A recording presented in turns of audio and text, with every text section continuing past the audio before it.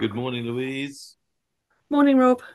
and good morning to everybody else watching this episode of God is Supernatural. Our verses are 1 Corinthians 2:4. My message and my preaching were not with wise and persuasive words, but with a demonstration of the Spirit's power, so that your faith might not rest on human wisdom, but on God's power. So that's what we want to live by. And Louise, we're just following up on um, this lady. We're going to call her Anna. We've done a couple of videos now where you and the team have met her on the streets several times. Yeah. And what's interesting is the ongoing journey of transformation. So, just I think, little brief resume for those who haven't seen the other videos. This is a lady who's on the streets at the moment. She's a heroin and crack cocaine addict, and you met her before Christmas, and there was prayer, there was deliverance, there were tears, there were joy. You then met her again, and the changes were at that point were remarkable. And you met her again last night. So we're just charting the history and the story at the moment, Yeah. and giving praise to God for it. But yeah, some of the changes that we have seen around her identity and sense of hope. Do you want to just share? Yeah. I think that night we first met her, the Monday before Christmas, there was no hope. And she actually said on our second meeting, so that was after Christmas, I know that in the past I've failed because I've not had hope and I've not had a purpose.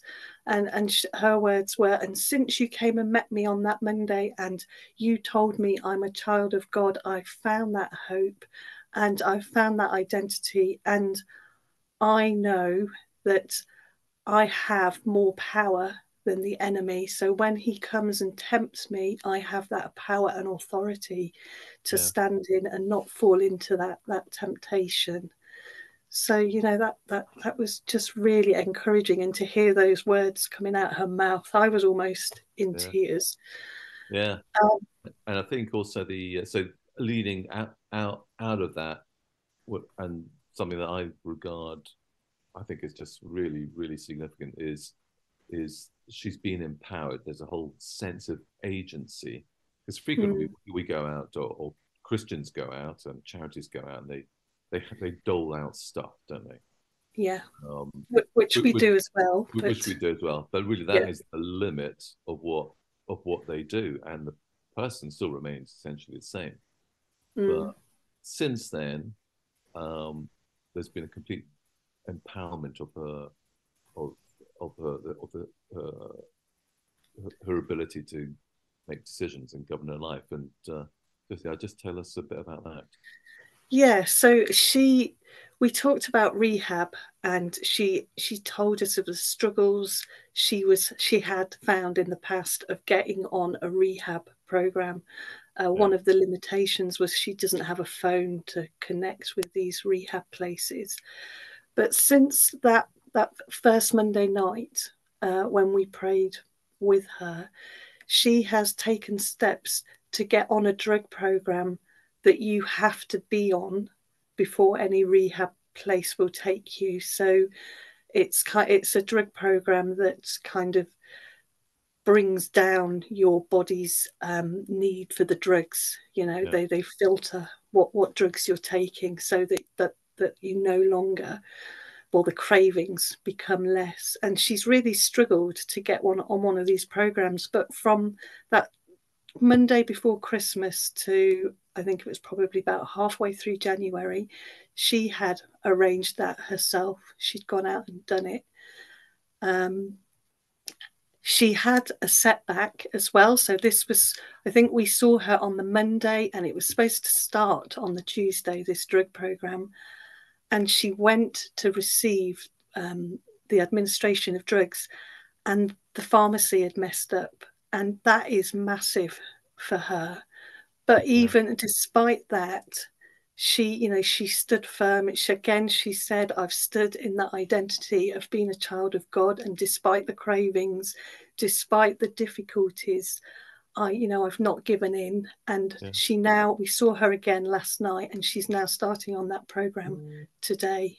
So Yeah. it's amazing that she didn't give in to temptation despite that massive setback for Yeah, her. because when you're in the situation that she's been in, actually, it's really, really easy to fall at the first hurdle, isn't it?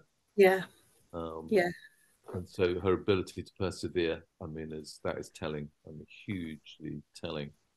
Another aspect yeah, that's really telling is, in the life of addicts, because they have this absolute need to meet their own needs, is that they are very, very self-focused, aren't they?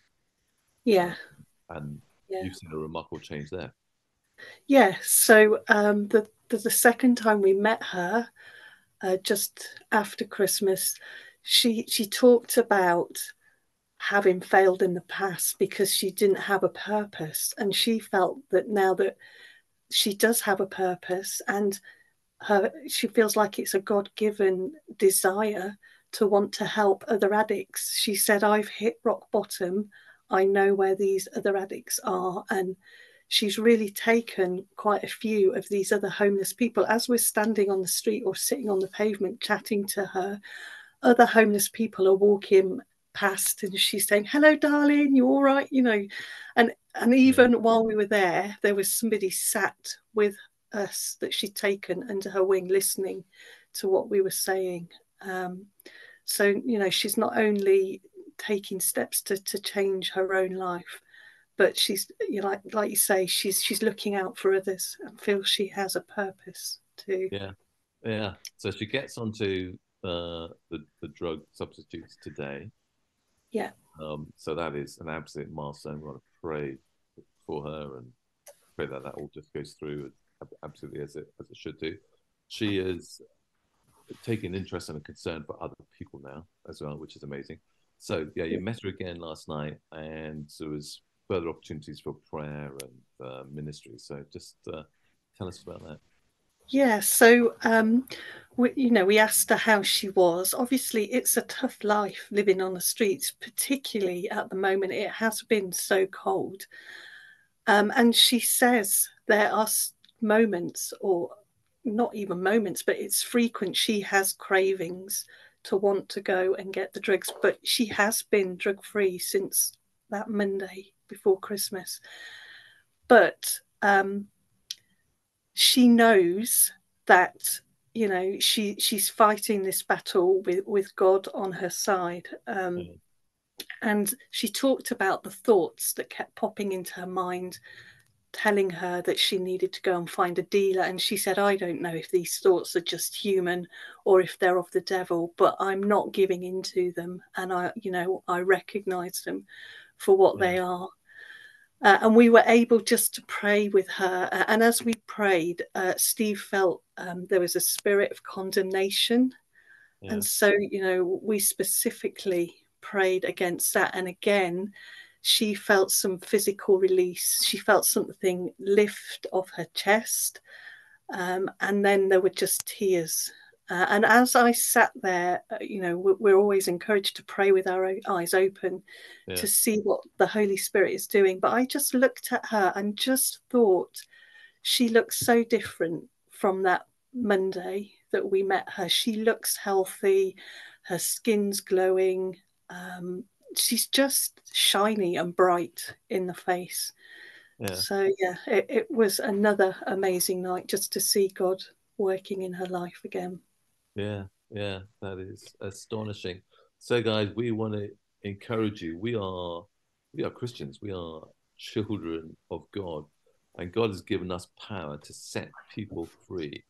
Let's not relegate that, like so many Christians do, relegate that to, I don't know, fantasy land, as though the reality of being able to set people free from the power of the devil, so that they have agency and hope and life and are able to govern their own lives again. Let's not forget about that by just giving practical help. Give practical help, but give the spiritual help that only we can give as Christians, because we serve Jesus, who is above all other powers and authorities. So thank you, Louise, for just encouraging us for that again. And guys, we will see you again next week.